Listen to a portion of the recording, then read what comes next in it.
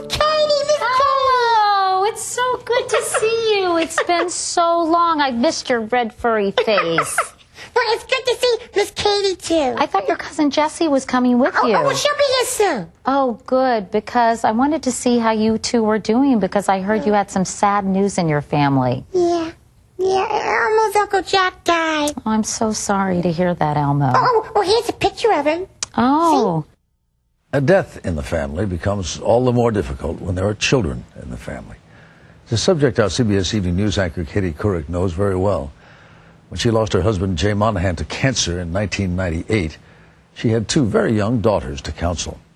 That's one reason she's involved with a special primetime edition of Sesame Street on PBS this week, a helping hand to kids and parents grappling with death.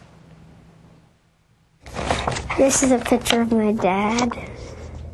I think it was on his birthday. It was right after he had the cake. My mom took the picture.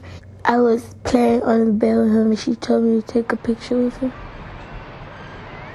As adults, we try to create a home and family where our children will never feel pain. But sometimes that's not possible.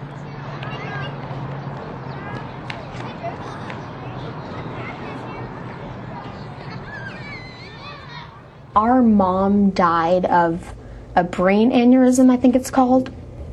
My dad died 2 years ago.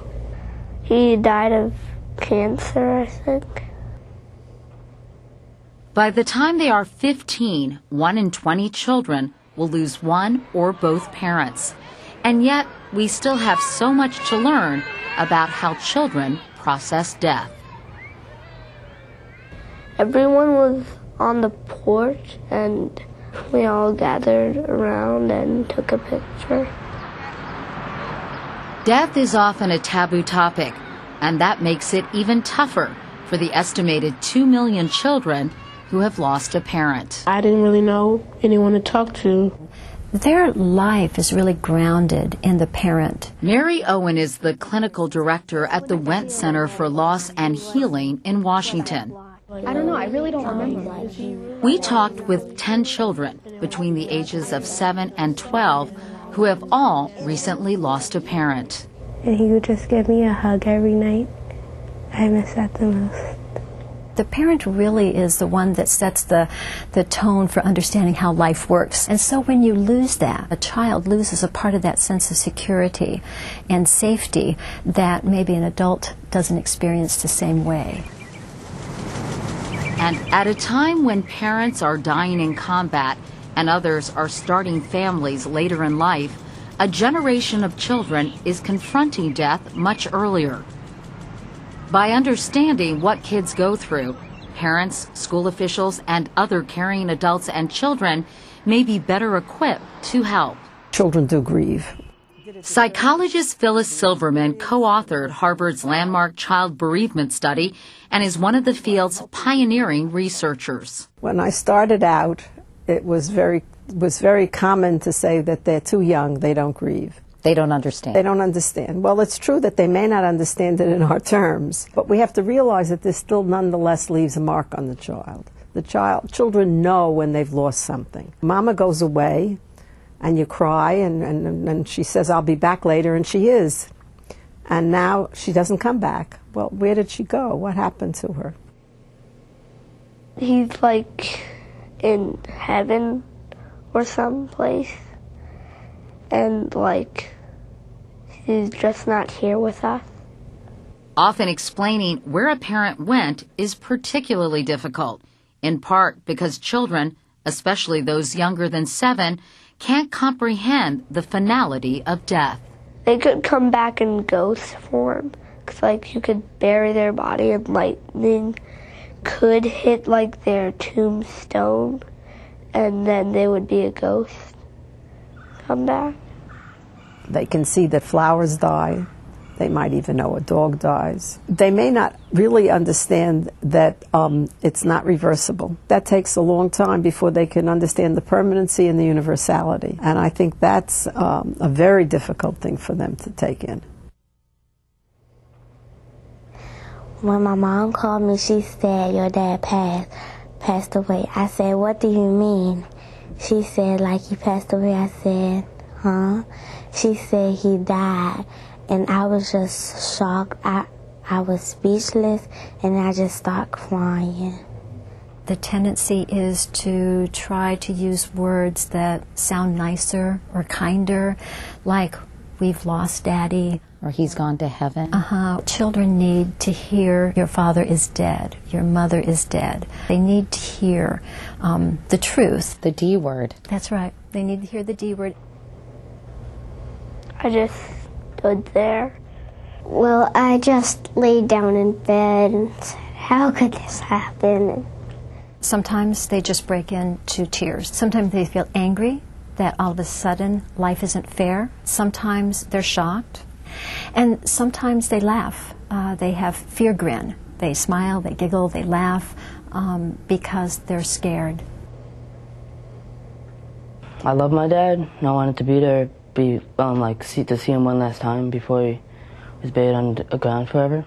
I just saw my mom in a casket, which I called a box during that time, and everybody else was crying and stuff, but I didn't cry because I really didn't know, what just happened to my mom.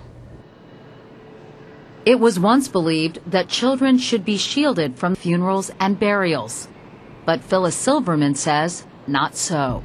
The silence of the grave is absolute. And going to the cemetery, participating in a funeral, is one small step in making it real. It's not only to be part of the ritual, but they have to be acknowledged as mourners. That's one of the most important things we can do, is to recognize that your child is mourning and needs to be included. I never cried at his funeral, and I think the tears that come out now is because I never cried.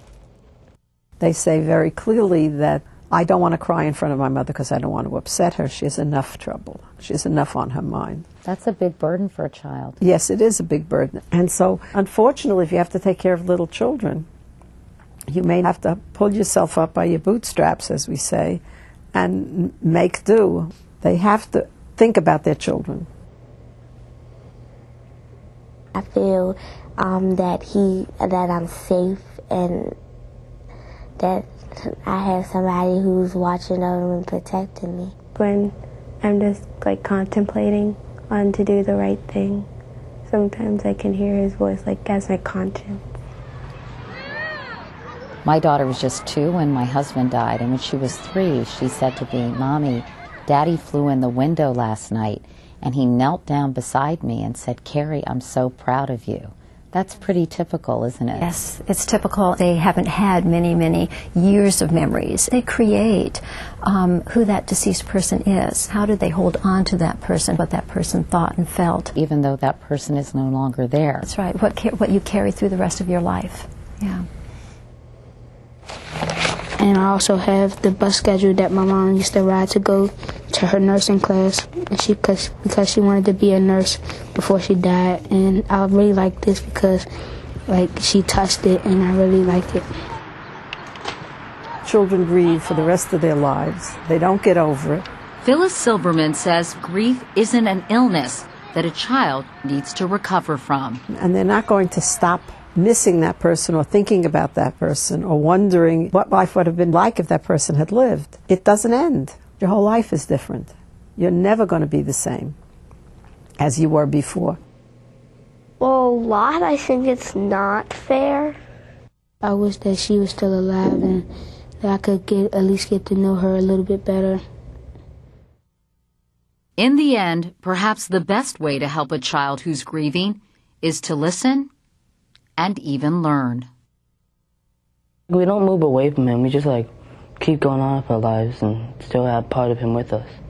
Well, I hope I will get to a place where I don't get sad, but I just get happy remembering the good times we had.